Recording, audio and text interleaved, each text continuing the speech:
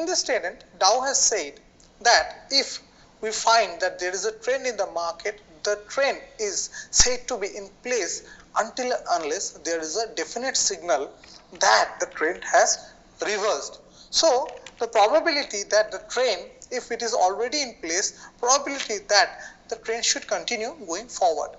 Now, earlier in the Dow theory, we have understood that an uptrend is formed by a sequence of higher highs and higher lows. Now, if suddenly we find that a lower high is made and then we find a lower low instead of higher low, then we understand the trend has reversed. Similarly, a downtrend is formed by a sequence of lower highs and lower lows. Now, suddenly, if we find that there is a higher high and then a higher low, and we find that the sequence of lower high and lower lows is broken, then we can understand that the trend has reversed. But until and unless there is a definite signal, someone should assume that the trend that was existing should continue going forward. Now, let us look at few examples here in the investing.com chart and understand how this works out. Here we are looking at the crude oil chart. In the crude oil chart, you can see as the uptrend was there, we can find a sequence of higher highs and higher lows. So until and unless a low lower than this low is made in this sequence, we can assume that the uptrend may continue. If we go a little bit in the past, here we see that as the downtrend was going on, a sequence of lower highs and lower lows were being formed. So all these highs were lower consecutively and all these lows were lower. But as soon as this high was formed, which was higher than this high, we could understand that the market is going to reverse, and it was early indication that this low was again higher than this low. So someone could have got indication here because this was a significant low. Now let us look at the next chart.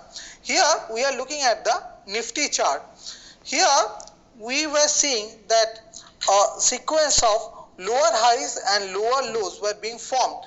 But as soon as we could find that this significant low was actually higher than this low, we could understand that the down move that was there and also the downward facing trend line, this was actually broken here as we have marked here. We could understand that the market was moving higher. For the earlier move, see, we were seeing a sequence of higher highs and higher lows.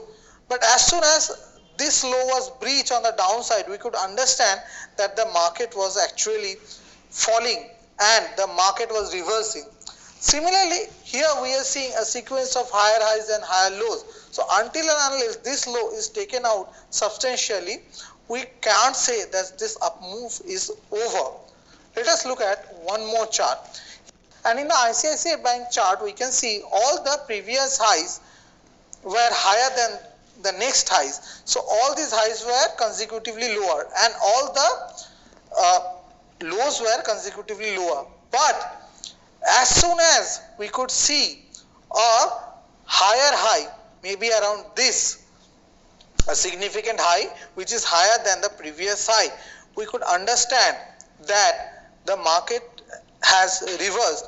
Here also see that this low was a significant low, and by this time we could understand that this was higher than the previous low. So a sequence of lower lows was broken by this time. So we could understand that the market was going higher. Since then, the ICICI Bank has been following a series of higher highs and higher lows. This is an uptrend. Here this high was lower than the previous high, but it was not actually confirmed because the price broke out in the upward direction later. So the earlier trend was seen to be actually continuing. So this is the way Dow theory sixth tenet is applied as long as we can see that the sequence is continuing. We can understand that prevailing trend is there and we can assume that the trend would reinforce. So in an uptrend, one should look to buy when there is a pullback with a stop loss. Stop loss means if I buy at 100 rupees, if the stock goes below 95, I will cut my position. So with a legitimate stop loss. So what is the stop loss and how it should be decided, that we will discuss later. But for now, in an uptrend, someone should look to buy in pullbacks with stop loss, and in a downtrend, someone should assume that downtrend should continue going forward and should take a short position with stop loss. Now, one thing you should understand here is that when you are talking about short position in India, you can't sell a share which you are not having.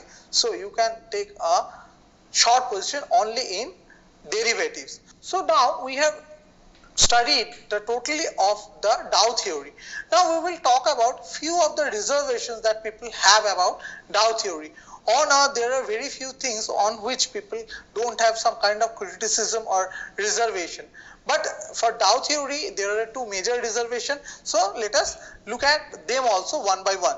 The first is that by the time a reversal signal is generated by the break of sequence of higher highs and higher lows in the case of the up move, and for lower highs and lower lows in the case of a down move, by that time a lot of price action has been taken place and the stock might have moved much from its ultimate peak or low.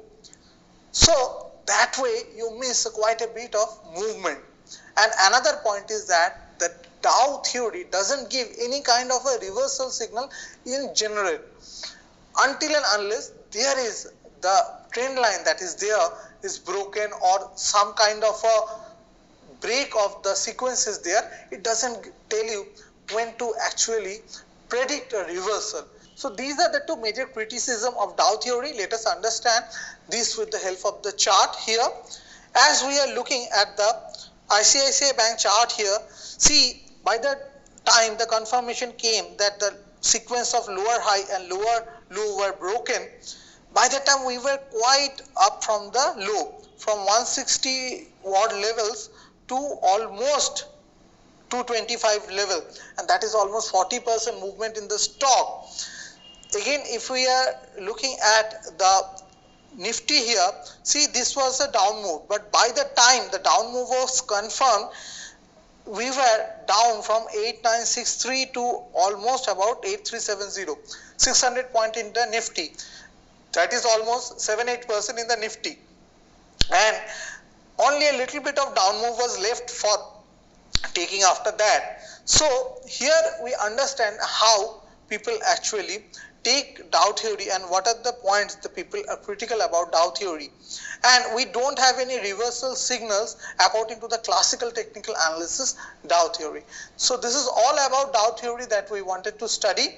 We conclude our study of the Dow theory here. In the next videos, we will take up other aspects of the technical analysis.